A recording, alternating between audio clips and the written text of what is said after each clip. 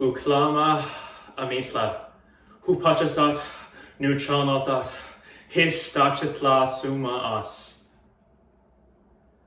I am the son of Molly Watts and the late Rick Watts, and I grew up in Suma Us, Somas River, Port Alberni, BC, on the west coast of what we call Canada on Vancouver Island. My name is Amitla, which means Blessed One in Nuchanalth, and my given name is Ricky Lee Watts. I was named after my dad. It is an esteemed pleasure and honor to be here with you today, and I'm grateful to all of you for tuning into this video. I'm really excited to share with you. Thank you so much. In this webinar, you'll hear me speak about Indigenous leadership and knowledge systems in the energy sector.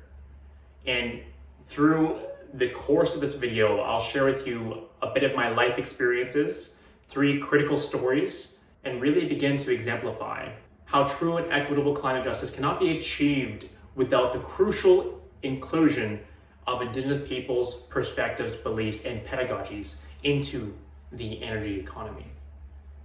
We're living during a very historic moment in time, affected by COVID-19, the pandemic, the climate crisis, socioeconomic disparity, and it is the communities that are most disproportionately affected by climate change, Indigenous communities that feel the repercussions of these impacts. And it's Indigenous communities and peoples who hold perspective and knowledge and have been stewards of the land for thousands of years. These perspectives and ways of being and livelihoods are crucial and important to our future. If we are looking to advance towards a sustainable and equitable future, we must integrate Indigenous ways of being and knowing. So with that, I'm happy to share with you 3 stories and relate with you in my first story, a brief story about my life and how I've stepped into Indigenous leadership and began to expand my knowledge and understanding of clean energy economies and be here with you today. So, I share Uklama Hamisla Hupachasat Nuchanalth. I am Hupachasit Nuchanalth upon my mother's ancestry. My father's ancestry is a mystery. Growing up on the west coast in Port Alberni, I grew up with a perspective, a limited perspective of energy, of systems, of what that meant. I looked at the pulp mill in Port Alberni and seeing the pulp mill within my community, it was my belief when I was younger, I wondered how clouds were made. At a very early age, I saw that pulp mill, I saw those clouds being formed. I thought that's how clouds were made. And as I began to expand my literacy and understanding of energy, it has really grown since that time. I grew up in a town where I was conflicted with my own identity, being Nuchanalth Indigenous upon my mom's side, and my father's ancestry being a mystery, having him grow up on the streets of Montreal without knowing anything about his family, having any background information. It is still a mystery to me to this day. So growing up with conflictions of identity, with limited understanding of energy, and really trying to find my place and belonging in this world, it's easy to say that there were a number of hardships that affected me directly, as well as the experiences of my parents, in which they did the best they could raising me to have a life that I do. Furthering my journey, I had dealt with a lot of grief in my early years, and I look to what I've accomplished these past 15 years, and I stand here in disbelief that I'm here with you today, right now, via this video online. Because I never would have imagined myself being in this place where I'm speaking with you, where I've had the opportunity to skydive, bungee jump, scuba dive, where I've had the opportunity to speak in front of hundreds of people, be a part of wonderful projects, be immersed in nature on mountains and sand dunes, and really begin to see through direct lived experiences the interconnectedness and interwovenness of life, of cultures, of peoples, of environments. And our world truly is so very beautiful. But as 15 years ago, that I never saw much of a bright future, let alone a future. Yet, I persevered through those times. I look to what lied beyond, and I'm happy to have taken the first steps and advanced my journey where I went towards university. I studied at University of Victoria, not sure what I wanted to study, but I had a diverse experience in many classes, experiences, work commitments, volunteering, and through all of these experiences, I learned a great deal. I learned a great deal as I became a student, as I was a student, exploring many different courses and experiences, learning more about the world around me. They really say the world is your oyster as we step into this space of uncertainty and looking at equipping yourself with more capacity, more capability, more potential, more knowledge, more understanding of the world, but yet looking at where do we direct these efforts. And what I might encourage is, as I did during that time, perhaps for all of you as students right now, reflecting during this period, this critical and crucial period of your life that is so pivotal to the next steps, reflecting on what's important to you, what's important to your family, to your communities, to the larger world around you, to the earth, and how might we lean into our strengths, be curious to innovate new solutions and challenges, and what does our shared future look like? One direct possibility might be within the energy economy. And perhaps as you're beginning to learn through your experiences, academics, through moments like this, or other endeavors, that the clean energy economy holds so much potential for a brighter future, whether you're looking directly within your own career, having positive impact on your family and community, or the world around you. There really is so much potential. You are in a wonderful place in your life right now and are exactly where you're meant to be. That you belong, you have a purpose, you have potential. Relating it back to my journey and how I stepped into clean energy, I was a student. I stepped into spaces of working with First Nations, Indigenous communities, with governments, working with Provincial Health Services Authority and entrepreneurship and many other endeavors, especially traveling, as I hold very dearly to my heart and my experiences who make me who I am today. And it was just over this past year, I had this immense desire to travel for about a year and a half backpacking. And with a drastic change in direction, looking at the pandemic having impacts upon our world around us and upon travel, I looked to what I might do instead. With looking upon this, I then stepped into a new career of where I am today, working as the youth lead program manager with Indigenous Clean Energy, and bringing in my life passion, my leadership experiences, all my knowledge into this role. It really is a privilege and opportunity to direct this further, and I begin to learn so very much. This is my first story to share with you all today of how I began my early years towards being a student, what that time of life was like, and how I grew into this career. Is continually being curious, trying new things, exploring what is meaningful and purposeful, and I believe clean energy holds so much potential for all of us. Within this first story, I'll now transition into my second story. In transitioning to my second story, I want you to all take a breath with me as we prepare for that next step.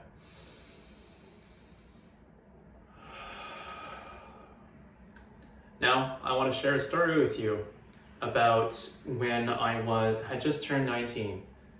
As I was 19 years old, I did an 18-day expedition in the wilderness with about 10 other youth. We were on the west coast, Nootka Sound, Nootka Island, and this is a story where I was in Yuquat village, which is where Captain Cook landed, and Nootka being Nuu-chah-nulth people. I was in Nootka Sound, upon Nootka Island, and in these experiences, I began to very immediately and immensely connect with nature.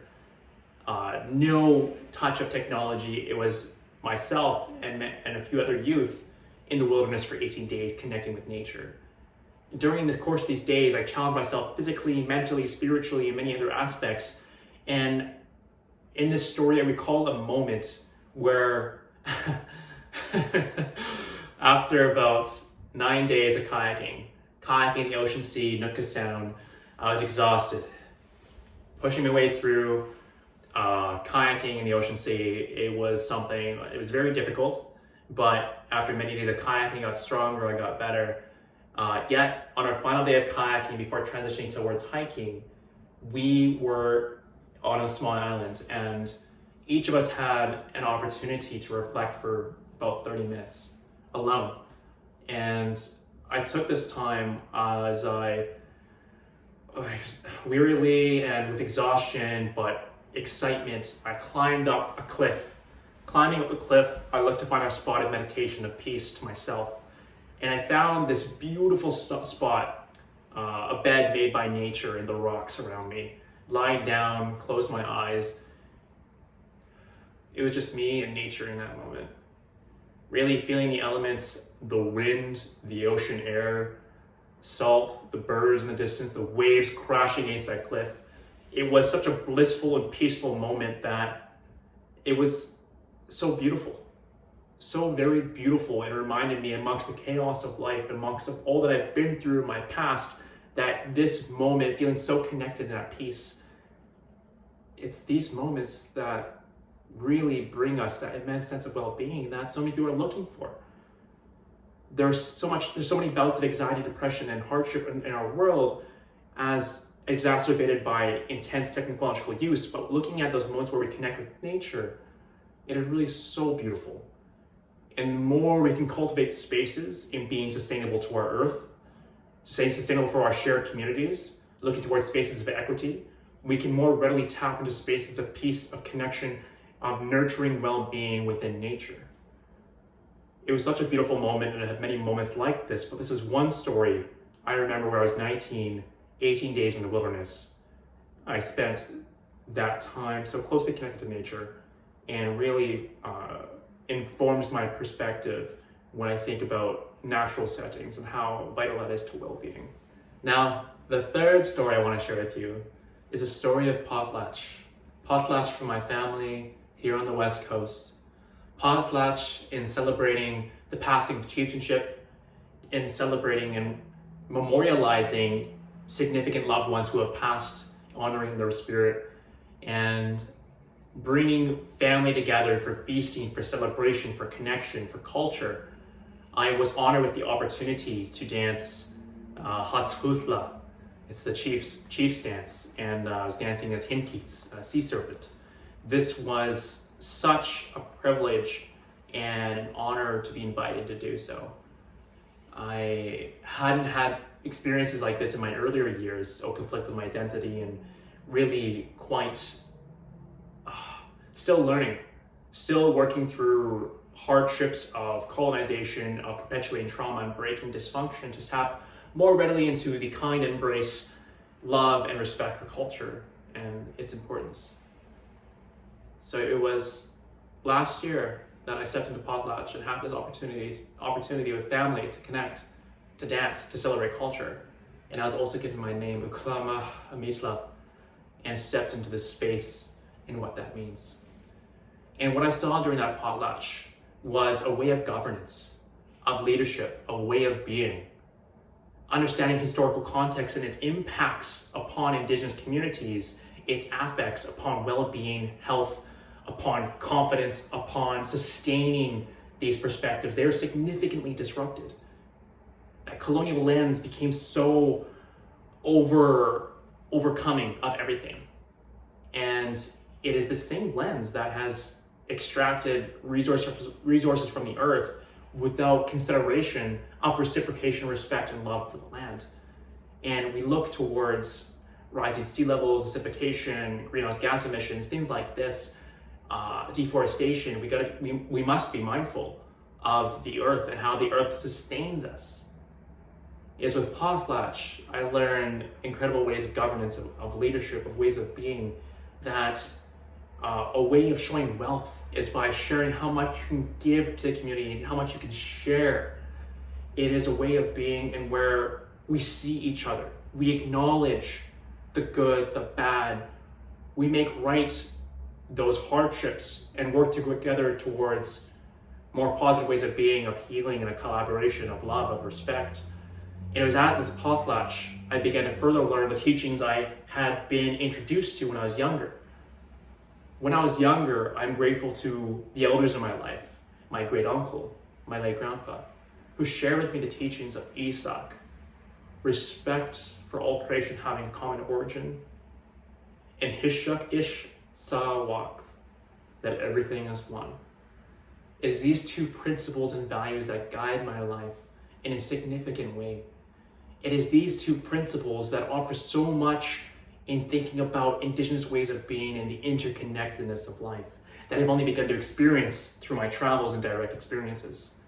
It is these Indigenous ways of being and perspectives that our world needs right now as we look towards the future that we might create.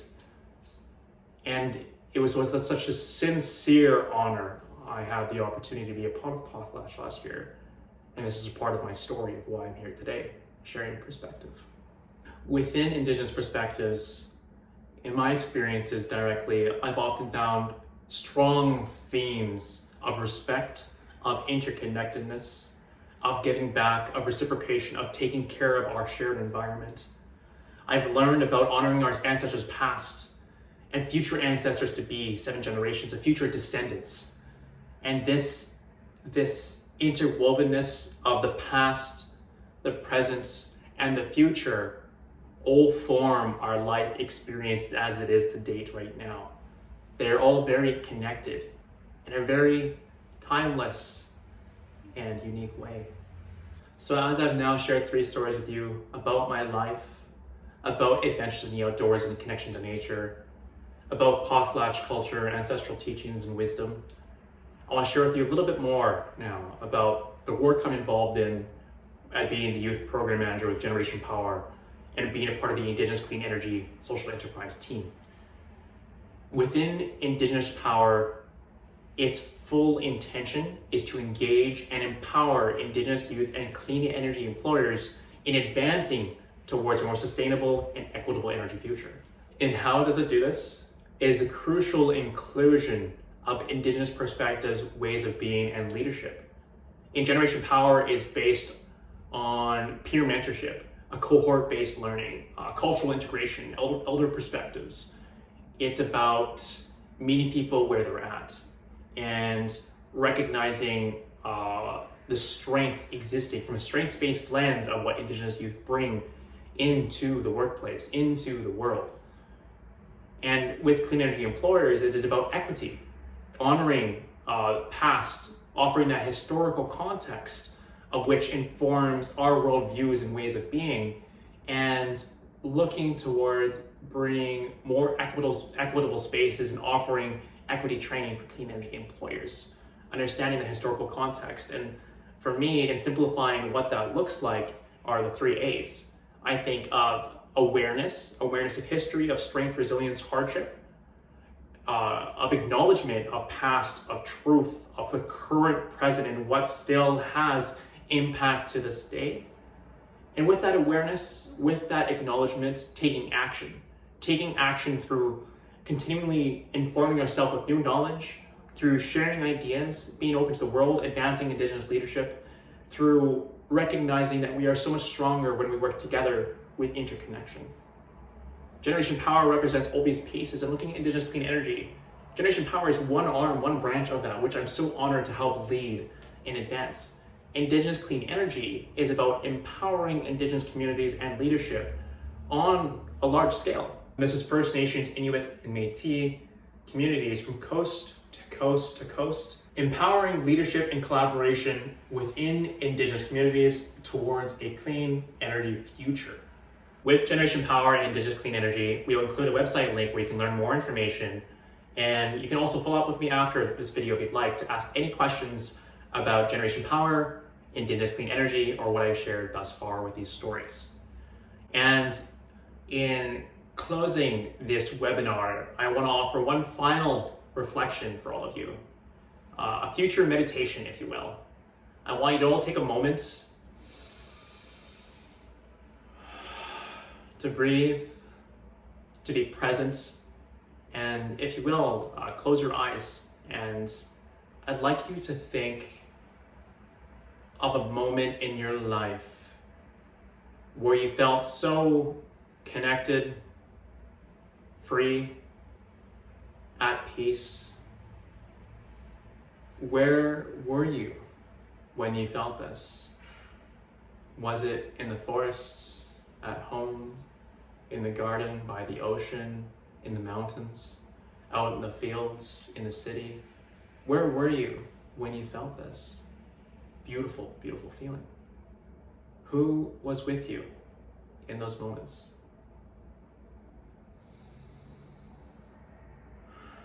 I'd like you to think further. You want to savor that feeling. Savor that feeling of where you are right now in that moment, of what that looks like.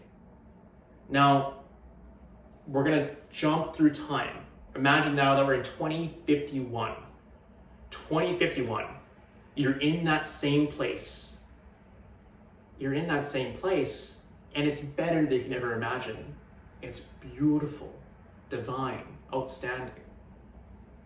It's the environment and community and place of your dreams.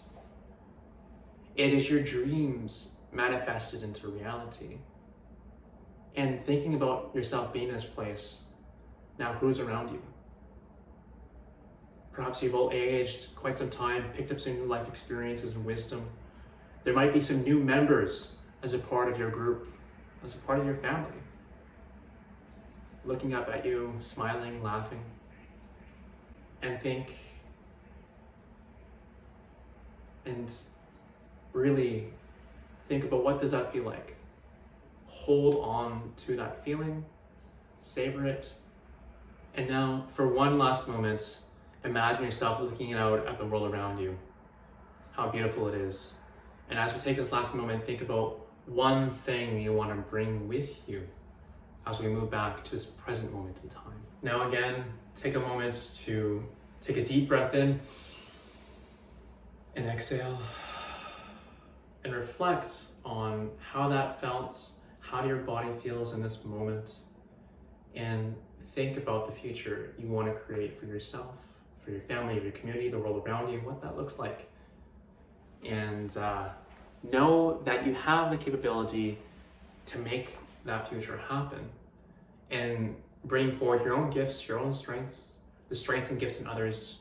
Working collectively, interdependently, we can work towards sustaining a future that supports all of us. And with imagining that beautiful future, thinking about the steps needed to get there, thinking about this present moment, being curious, being open, continually learning, think about what I've shared with you now today.